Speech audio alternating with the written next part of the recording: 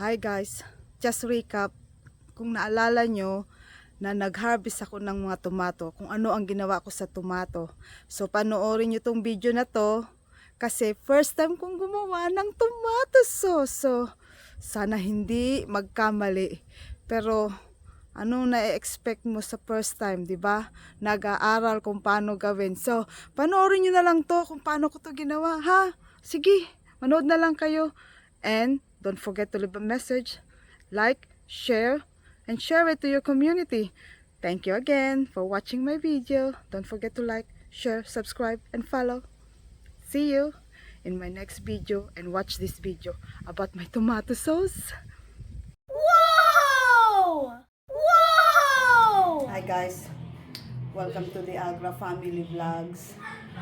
Ito, ugasan ko na ang mga kamatis kasi magawa ako ng tomato sauce.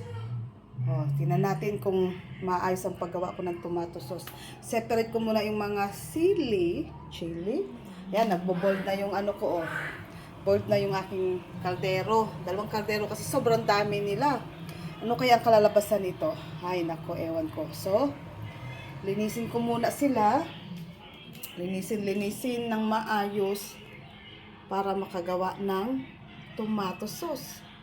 So, ito yung unang balding puno. Tapos, sunod naman ito. Hugasan ko yan. Gagawin kong tomato sauce.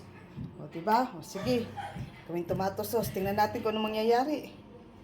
Hay, nako. Tingnan lang natin. First time. Okay. They're all clean now. One batch is clean. I'm gonna use knife. I need to use knife because I need to cut that in the middle. And then I'll show you when I'm finished cutting it. Okay? So you see guys, I cut at the bottom of this tomato to the boiling water. I blanched them. Blanching. And I get another bunch over here. So I'm still not yet finished. I'm still doing all these things, still continuing. So more to go. We will see. Hey guys, here's na boiling. So let's boiling na guys. So wait and see na paano na to siya mamaya. Boiling.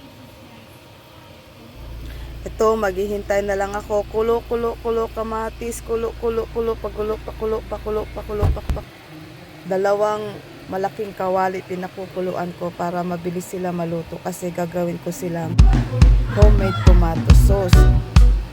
Maingay yung background ko kasi nanonood sila ng TV habang ako naman nagluluto nitong kamatis para maluto na siya. Yan, pagkatapos ko pakuluan yung mga kamatis, stick blender naman ang gamit ko para maging smooth sila. Yan, medyo sarap ng lasa kasi hinaluan ko yung spices.